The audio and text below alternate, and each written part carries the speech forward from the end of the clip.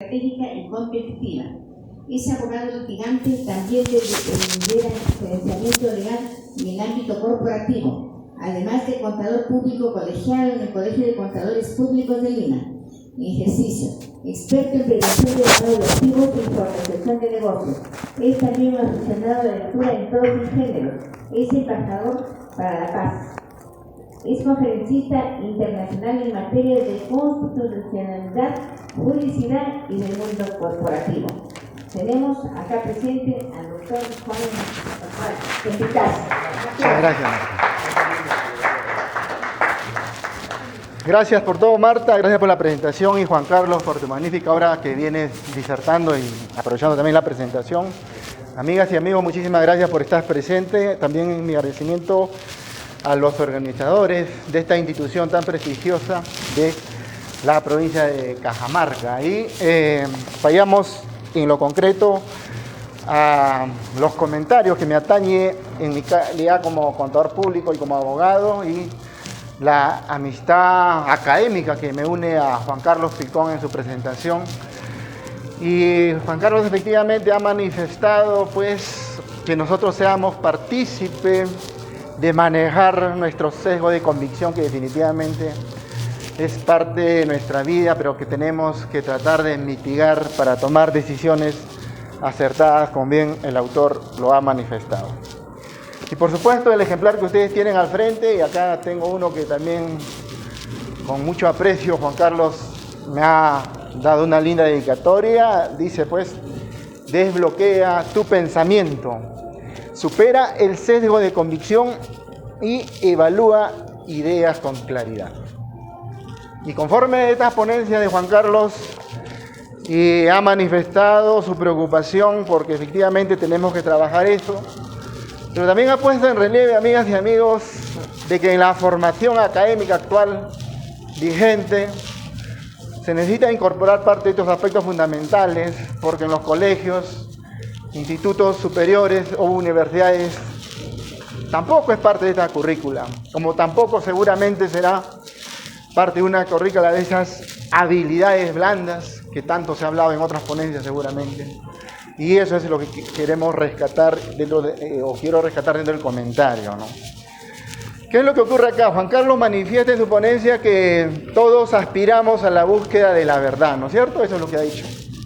Esa búsqueda de la verdad que debe estar revestida, amigas y amigos, de una gran objetividad, ¿no es cierto? Porque es mi verdad, tu verdad, su verdad, la verdad del caballero, la verdad de cada uno de nosotros. Y yo también, como ponente, acá tengo mi verdad, pero son nuestras verdades subjetivas. Cuando entramos en un escenario de pretender alcanzar una verdad objetiva, quiere decir que efectivamente hay que evitar esos sesgos que podrían llevarnos a tomar decisiones equivocadas. Cuando yo, como profesional y ya en ejercicio en esta sociedad, me enfrento a situaciones en las cuales tengo al frente a una empresa o tengo a una persona natural que requiere mis servicios como profesional, o alguno de ustedes como economista, como sociólogo, o lo que corresponda, obviamente tienen ustedes frente a ustedes a esa persona quien va a requerir sus servicios profesionales, y esta persona te va a tener que narrar los hechos situacionales para cual te requiere. Obviamente nosotros acudimos y tratamos de convencer definitivamente que nos diga esa verdad que esté revestido de la mayor objetividad. Pero está revestida, claro, de una mayor objetividad, pero queramos o no, aún así es una verdad todavía subjetiva, porque es lo que nos rala el problema, es lo que rala el aspecto situacional que está viviendo. Y si hablamos de esa búsqueda, de esa verdad objetiva que narra Juan Carlos, entonces van a seguramente interactuar más personas, más instituciones, y finalmente se tendrá que dilucidar esa gran verdad que el autor ha narrado en su ponencia. Cuando ya hablamos de que por un lado tendremos el sesgo de este profesional, porque también existe el sesgo del profesional, en su formación, en su aspecto cultural, todo lo que corresponda. Y también del cliente al que tenemos al frente, que también tiene su sesgo. Entonces, definitivamente quien va a dilucidar esta situación es la institución que va a tener que buscar esa gran verdad. Que Juan Carlos Picón en su ponencia lo ha dicho, acá se trata de buscar esa verdad y ponía ahí la imagen de la diosa de la justicia, y esta diosa de la justicia tiene que ser imparcial o tiene que ser objetiva y tiene que tener incluso el manto protector de taparse los ojos para no ver quién está en el lado del demandante, quién está en el lado del demandado, quién está en el lado de ejecutante, quién está en el lado de ejecutado. Y finalmente se va a dilucidar esa verdad objetiva. ¿Y quién participa ahí? Bueno, en este caso que estamos tratando de delinear como en forma de ejemplificar algo, hay un juez, ¿no es cierto? Ese juez que representa, por cierto, esa justicia. Tremendo reto, por cierto, para alcanzar esa gran justicia anhelada, porque si hablamos ya de un escenario, de un poco de la situación complicada que vivimos en nuestro país, es que siempre se dice, pues efectivamente, en el Perú no hay justicia. Pero hablando del tema de que el sesgo de la convicción que narra Juan Carlos en su libro a través de sus casi 200 páginas, efectivamente se necesita tomar mayor conciencia, y Juan Carlos en su ponencia ha presentado aspectos fundamentales que eso nos lleva al comentario de decir que la obra que presenta el día de hoy acá en esta prestigiosa institución que representa la cultura para Cajamarca está revestida de una gran dosis de cientificidad, amigas y amigos.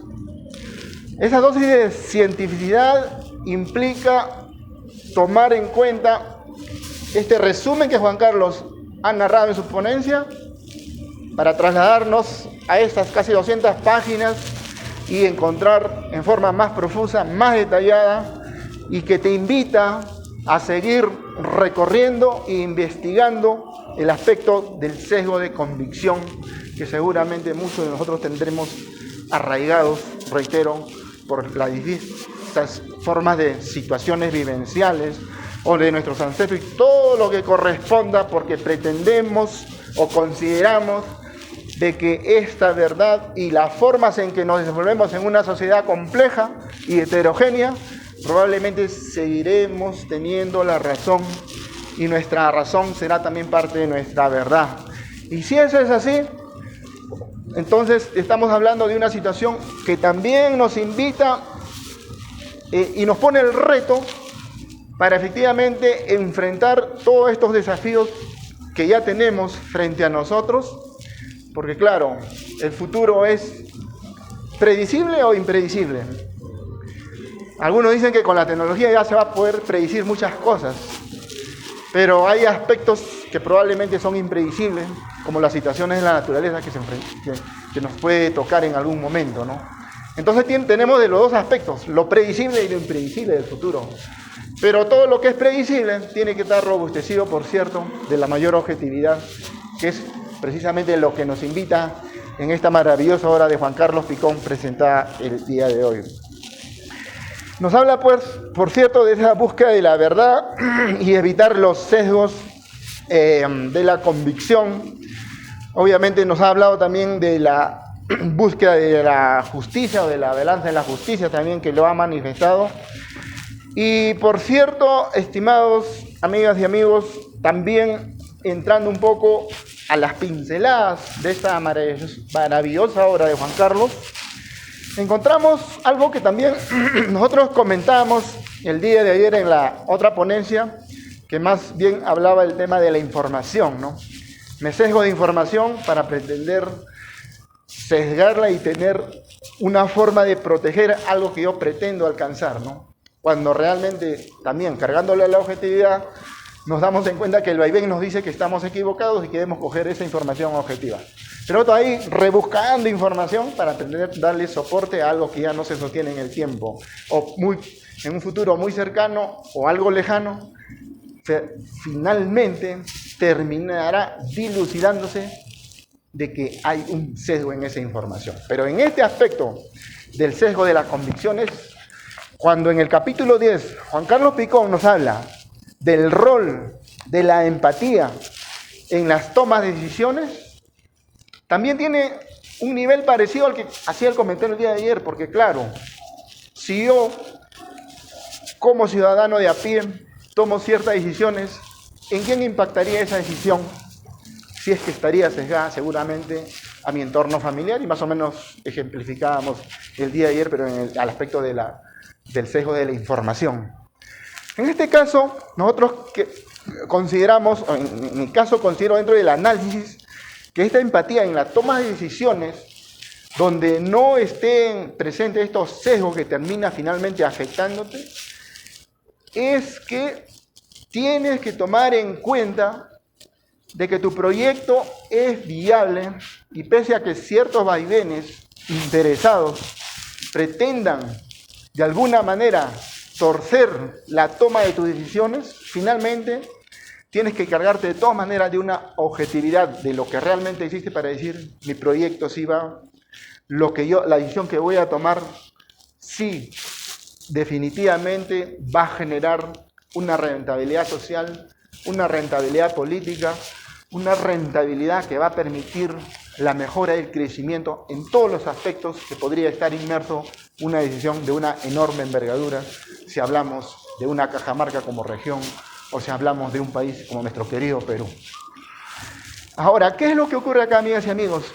Cuando esta empatía termina siendo afectada por el sesgo de la convicción, y ejemplos seguramente a montones habrá, nos preguntaríamos y seguramente pediríamos al autor algún comentario en este aspecto, ¿por qué se manejan empatías?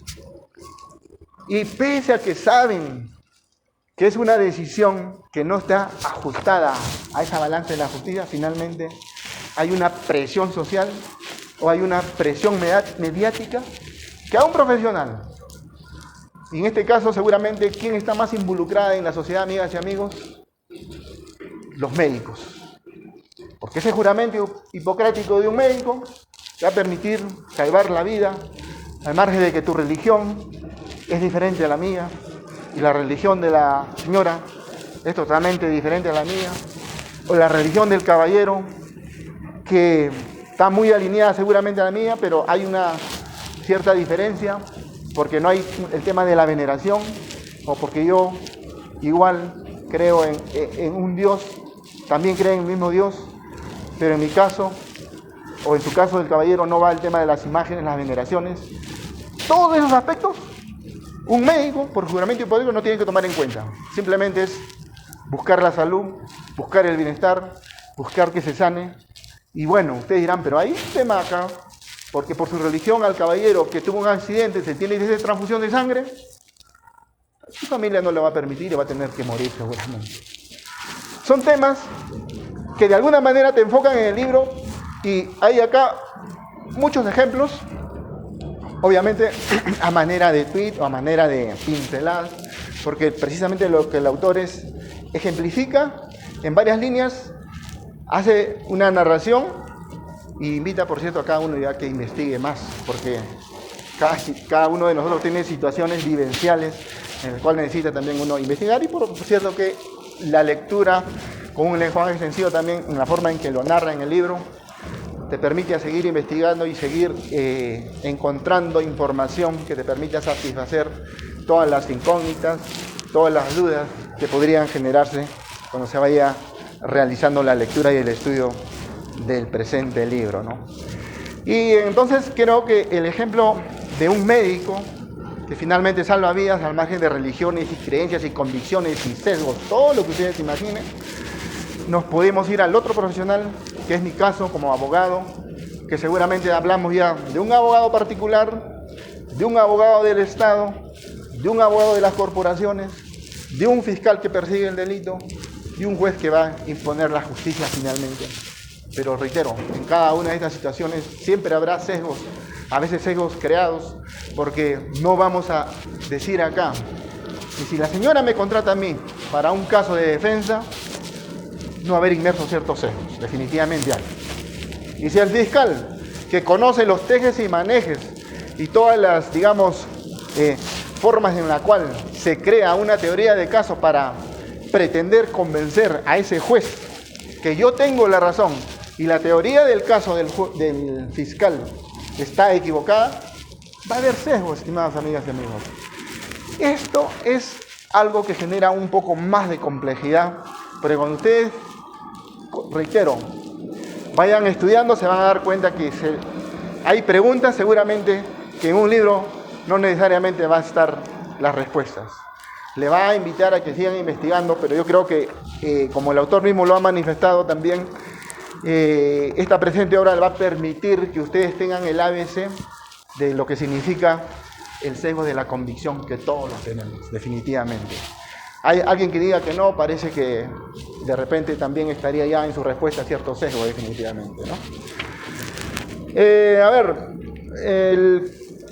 Así a manera de pinceladas muy rapidísimas, en su capítulo 3, por ejemplo, Juan Carlos aborda lo que significa el impacto en el sesgo de la convicción en nuestra vida cotidiana. Y es parte de lo que yo le he hecho el comentario, ¿no? Porque en nuestra vida cotidiana, como le decía ayer, tomamos decisiones y esas decisiones equivocadas, sesgadas, lo que corresponda, va a tener repercusiones. El autor se ha dedicado un capítulo para narrar, comentar, explicitar y ejemplificar aspectos vivenciales arraigados a culturas, a heterogeneidades, a complejidades, en fin, todo lo que corresponda, ¿no? Y en su capítulo 6, por ejemplo, que impactó también, él habla de la superación de los sesgos de convicción. Esa superación que definitivamente ya viene propiamente con esa cuota de estudio, de la mayor información, pero no esa información que abunda en las redes, en la media, y donde a veces simplemente por apuro, incluso nosotros compartimos una información en nuestro grupo WhatsApp, o compartimos una información a alguien, y nosotros mismos, sin convencernos de esa información, estamos tratando de hacer creer de que esa información es verdad, cuando a veces es una información subjetiva o distorsionada y que finalmente termina siendo los famosos fake news. Entonces, si nosotros nos alimentamos de fake news, porque claro, un fake news que es evidentemente falso, totalmente distorsionado de la realidad, pero los entendemos. Pero a lo que yo me refiero es ir un poquito al aspecto de la cientificidad, del rigor científico que Juan Carlos hablaba. Yo cojo una información o cojo un paper de una página web donde nos está narrando cierta información acá, vertida por el autor. Estoy investigando, encuentro acá cierto acápite donde digo, necesito robustecer este punto. Me ingreso al mundo del internet o a ciertas páginas, pero esa información que va a alimentarme más bien termina distorsionando mi crecimiento, mi intelectualidad, mi objetividad que busco. Finalmente, ¿cómo termino? Termino más confundido o termino finalmente siendo una persona que está en el aspecto de los sesgados, de lo que va a tomar decisiones seguramente que le va a traer consecuencias mucho más complicadas y mucho más complejas.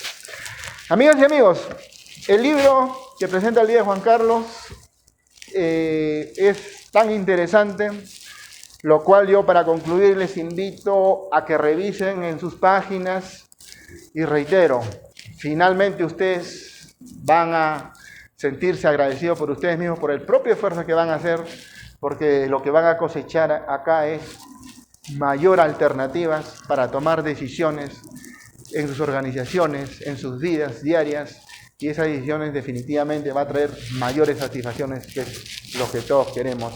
Y muchísimas gracias, y paso a Juan Carlos para que la continúe.